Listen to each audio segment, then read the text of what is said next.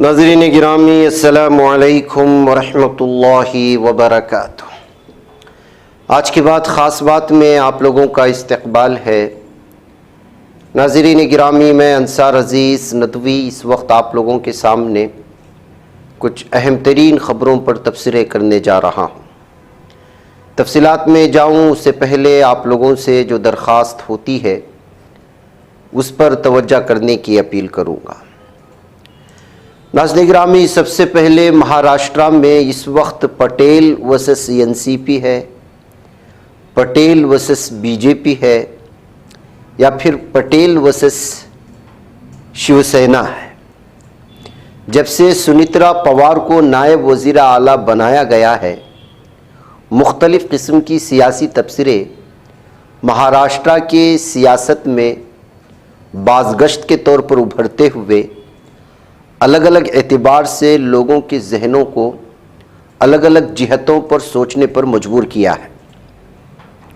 मसलन तैयारा हादिसे में महाराष्ट्र के नायब वज़ीर आला अजित पवार के मौत के बाद उनकी अहलिया सुनीत्रा पवार को नायब वज़ीर आला बनाया जाना और कुछ ही दिनों के अंदर बनाया जाना, और सुनीत्रा पवार का जाहिर सी बात है कि किसी घर में अगर कोई मौत होती है तो मातम का माहौल बन होता है और बहुत सारी खुशियों से दूरियां इख्तियार की जाती हैं।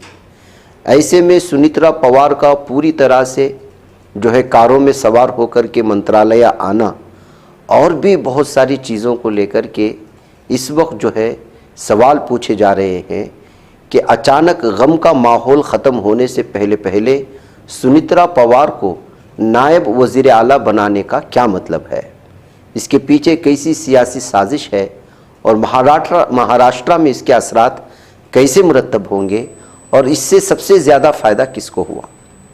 इस पर शिवसेना यूबीटी ने कहा कि अजित पवार की मौत के चौथे रोज़ ही सुनीत्रा पवार को नायब वज़ीर आला बनाने के पीछे बुनियादी तौर पर बीजेपी का ही दिमाग था। शिवसेना के तर्जुमान सामना में दावा किया गया कि उसके पीछे बीजेपी मास्टरमाइंड थी। बीजेपी की क़ियादत के साथ ही एनसीपी लीडर सुनील तटकरे और प्रफुल्ल पटेल नहीं चाहते थे कि एक बार फिर एनसीपी का इंज़िमाम हो। गुज़िश्ता 28 जनवरी को एक तैयारा हादसे में महाराष्ट्र के नायब वज़ीर आला और एनसीपी लीडर अजित पवार की मौत वाक़ हो गई थी, और उसके बाद से ही ये दावा किया गया कि बल्कि सामना में ये दावा हुआ कि शरद पवार और सुप्रिया सोले समेत ख़ानदान के किसी भी मेंबर को इनकी हलफबर्दारी का इल्म नहीं था। वो खामोशी से बारामती से मुंबई के लिए रवाना हो गए और किसी को कुछ नहीं बताया।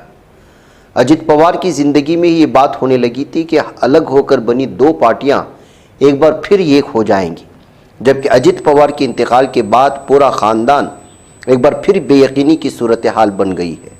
बताया जा रहा था कि 12 फरवरी को दोनों पार्टियों के इंज़िमाम की तारीख़ भी तय हो चुकी थी। हालांकि अब इस तारीख़ पर कोई कुछ भी दावा करने को तैयार नहीं है, यानी एनसीपी मिल जाएगी। इस डर से बीजेपी ने फौरी तौर पर सुनीत्रा पवार को नायब वज़ीर आला बना करके उनकी उम्मीदों पर पानी फेर दिया है।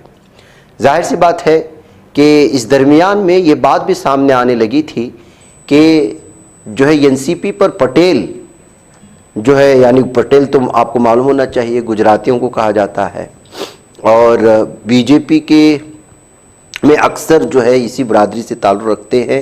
महाराष्ट्र के और गुजरात महाराष्ट्र बॉर्डर एक दूसरे होने की वजह से गुजरातियों की जो है बहुत बड़ी तादाद महाराष्ट्र में रहती है। बहरकैफ इसी तमाम चीज़ों को लेकर कि इस वक्त जिस तरह की गैर यकीनी की सूरत हाल बनी हुई है उसी पर जो है इस वक्त तबसरे हैं। यही वजह है कि एनसीपी मराठों की पार्टी है, इसकी क़ियादत किसी पटेल के हाथ में नहीं जानी चाहिए। ये कहते हुए संजय रावत ने पहले ही इस बात की तरफ इशारा कर दिया था कि अगर एनसीपी जो है वो शरद पवार के बाद मुमकिन है कि जो है इस पार्टी पर जो है गैर महाराष्ट्रियन या यूँ कहा जाए कि गैर मराठी जो है वो उस पर हावी हो जाएंगे, जबकि एनसीपी जो है वो मराठियों की और वहाँ के मकामी लोगों की ये पार्टी है। ये कहते हुए भी उन्होंने उसकी जानिब जो है इशारा करते हुए इसके बाद होने वाले बहुत सारे सूरत हाल की आगाही दे चुके थे।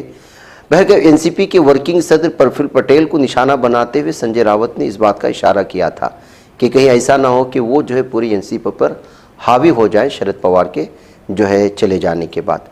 संजय राउत ने कहा कि एनसीपी लोगों की, मराठी लोगों की पार्टी है और नायब वज़ीर आला सुनीत्रा पवार को इस बात को यकीनी बनाना चाहिए कि इसकी क़ियादत किसी पटेल के हाथ में ना जाए।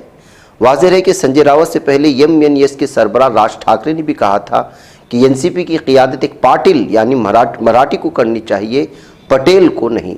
इसमें सिर्फ अलीफ का फ़र्क है, पाटिल अगर होते हैं तो वो जो है मराठी से ताल्लुक़ रखने वाले हो जाते हैं और पटेल सीधे गुजरातियों की तरफ इशारा होता है। बहरकैफ नाज़रीन गिरामी, अब देखते हैं सुमित्रा पवार को तो नायब वज़ीर आला बनाया जा चुका है। ऐसे में शिवसेना जिस बात की उम्मीद लगा रही थी कि एनसीपी मिलेंगी और एक बार फिर उनका गठजोड़ मजबूत होएगा, इसलिए कि शिवसेना के दोनों भी इस वक्त जो है मिलने के कगार पर है, उतनी दूरियां इस वक्त देखने को नहीं मिल रही हैं।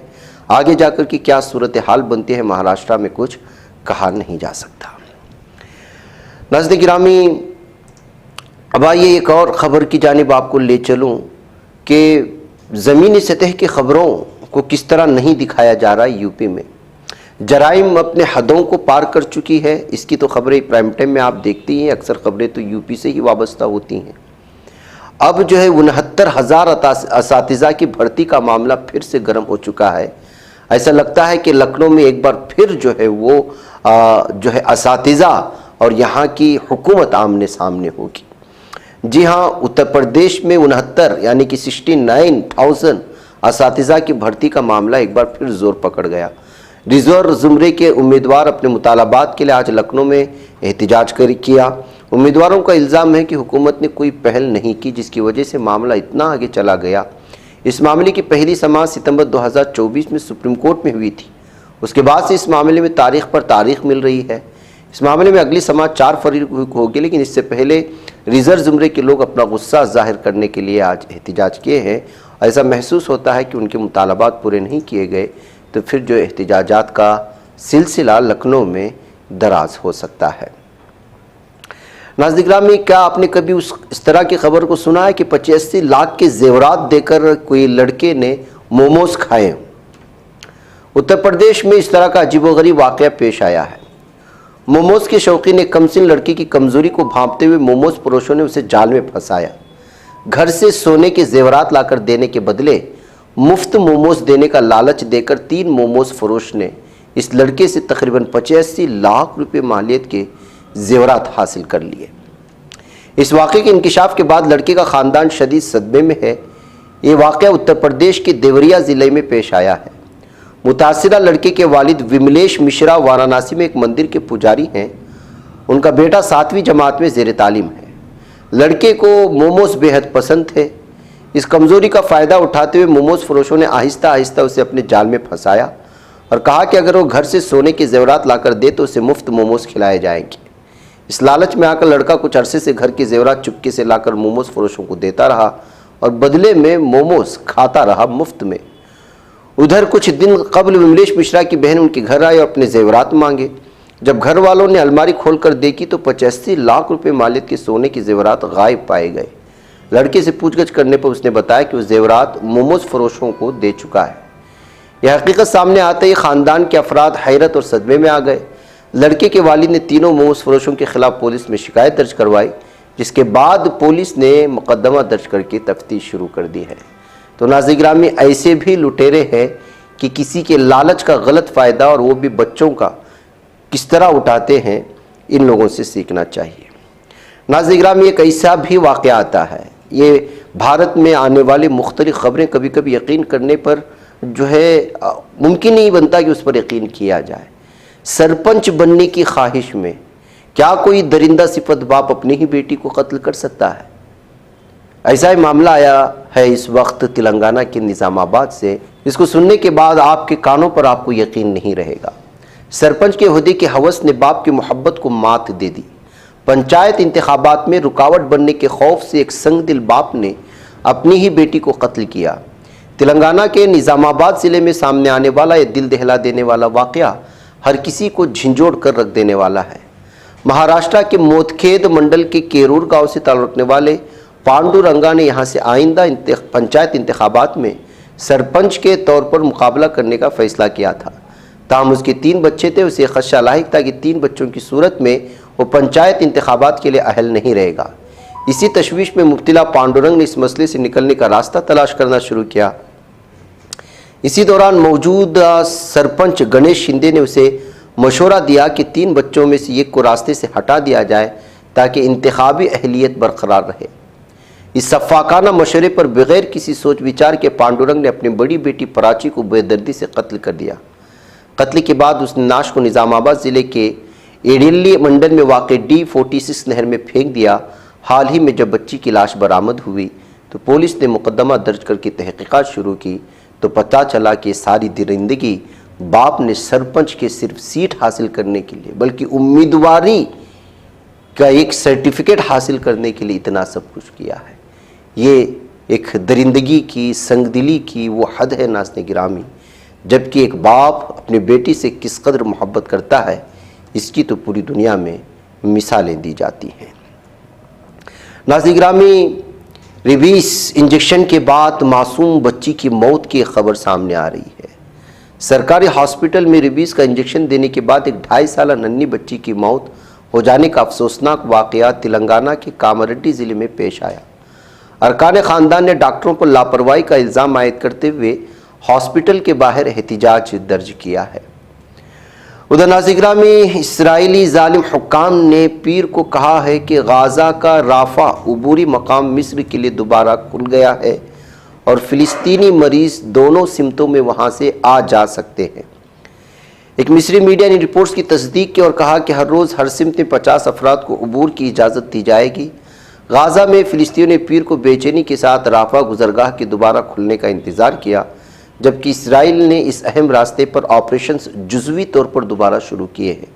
ये गुज़रगाह इतवार को पहले सख्त पाबंदियों के साथ एक तजुर्बाती मरहले में खोली गई, जो इमदादी इदारों की महीनों की अपीलों और बैनुल अक़वामी दबाव के बाद मुमकिन हुई है। इसराइली सरकारी नशरियाती इदारे कान ने बताया कि पीर को तकरीबन 150 अफराद के गाज़ा से मिस्र जाने की तवक्कुह थी, जिनमें तकरीबन 50 मरीज़ शामिल थे।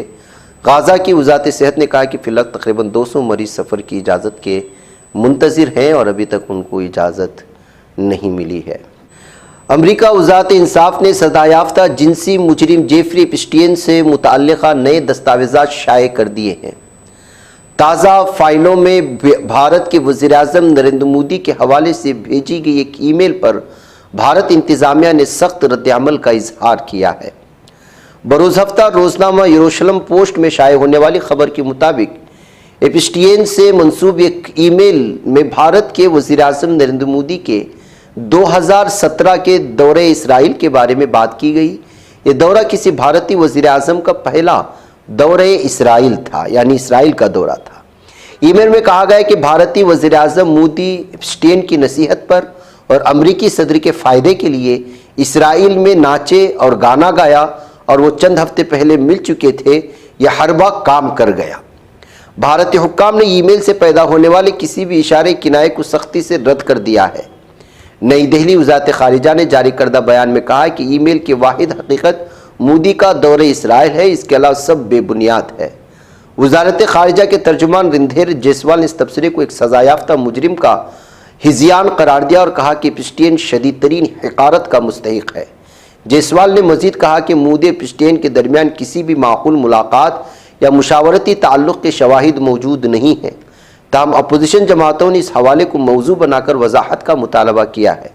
नाज़रीन गिरामी, दुनिया का सबसे बदनाम ज़माना जिनसी मुजरिम रेपिस्ट जेफरी एप्स्टीन है और उसकी जानिब से जो है इस तरह का मेल करना और मेल में वज़ीर-ए-आज़म मोदी का तस्करा करना और दौरे इसराइल की बात करना और दौरे इसराइल में जाकर के नरेंद्र मोदी की जानिब से नाचना गाना और ये सब कुछ जो है इसराइल के वज़ीर-ए-आज़म या फिर जो है अमेरिका के उस वक्त के सदर को जो है खुश करना था। ये सारी चीज़ों की जानिब इशारा मिल रहा है, जबकि जो है इस वक्त मरकज़ी हुकूमत इन तमाम चीज़ों से या जिस तरह की भी इस वक्त शुबहात इम्कानात की इजहार करने की कोशिशें हो रही हैं मुख्तलिफ़ अखबारात में बहैसियत तबसरे, उससे इनकार किया है और सख्त शदीद रद्द-ए-अमल भी दिया है। उधर नेतन्याहू जैसे जालिम ने एक सिक्योरिटी इजलास बुलाया जिसमें सीनियर हुक्काम समेत हाल ही में अमेरिका के दौरे से लौटने वाले chief of general staff Eyal Zamir भी शामिल था। जामेर ने ईरान के मामले पर अमरीकी हुकाम से बातचीत की गर्ज से अमरीका का दौरा किया था।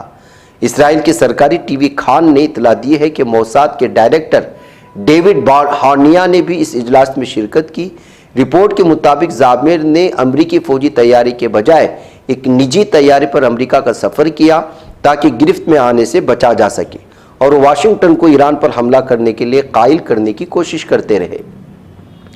2 अमरीकी अहदेदारों ने इनकी शनाख्त खुफिया रखने की शर्त पर राइटर्स को बताया कि अमरीकी और इसराइली आला फौजी हुकाम ने जुमा को पेंटागन में ईरान के साथ बढ़ती कशीदगी के दौरान मुज़ाकरात किए हैं। इन हुकाम ने जॉइंट चीफ ऑफ स्टाफ के चेयरमैन अमरीकी जनरल डेन केन और जामिर के दरमियान बंद कमरे में होने वाली गुफ्तगू की तफसीलात फराहम नहीं की हैं, लेकिन बताया जा रहा है कि इसराइल बार बार अमरीका को ईरान पर हमला करने का दबाव बना रहा था, लेकिन ट्रंप सख्त सियासी मुज़ाकरात करने की बात कर रहे थे। तो मतलब ये है कि अमरीका इस वक्त जो है जालिम सहनी दरिंदे की बात नहीं मान रहा है, जिसके चलते जो है इस वक्त जो है शायद पता हो चुका है, अपनी खुफिया तफसीलात हासिल कर चुका होगा अमरीका ने कि ईरान इस वक्त जवाबी कार्रवाई के लिए किस कदर तैयार बैठा है और हमले की सूरत में किस तरह से शदीद रद्द-ए-अमल ईरान की जानिब से उसे मिल सकता है। बहरकैफ नाज़रीन किरामी, मुझे यहाँ पर इजाज़त है। इंशाअल्लाह फिर आप लोगों से मुलाकात हो। अस्सलामु अलैकुम व रहमतुल्लाहि व बरकातहू।